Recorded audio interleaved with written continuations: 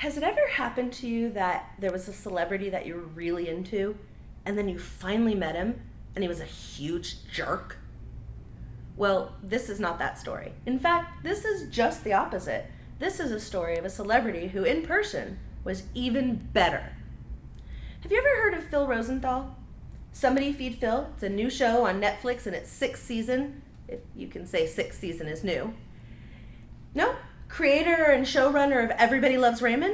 Girlfriend Linda went to the doctor today. She wants you to call her like that. I found Phil maybe back in May or something like that, and I didn't know who he was. I thought, here's some middle-aged, quirky Jewish guy stumbling around the world, trying great food and making new friends from all kinds of cultures, living my dream, and good for him. So I reached out to him on Instagram, and I sent him a message basically saying, hey, how'd you do what you did? Well, I kept watching his show, and I realized what a huge mucky he is. I mean, this guy is real Hollywood, right? So then I was really embarrassed that I had sent him a direct message on Instagram.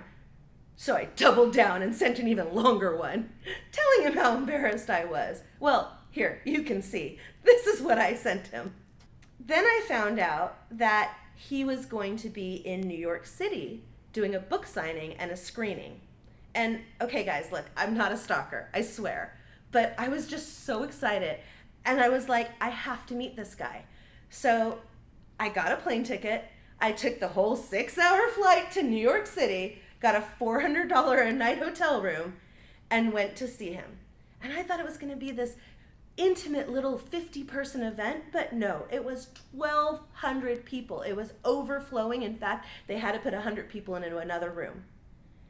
But in spite of that, he still managed to take pictures with every single person that bought a book. And not only that, he even took the time to make this video. Hi, Sandy's audience. This is Phil. I hope you all get the book. Sandy says it's good. It's really good. Isn't he the sweetest? I mean, not only did he do that, but then he wouldn't let me, go until I made sure that the video had come out okay. He really cares. So I've got a huge ask for you guys, okay?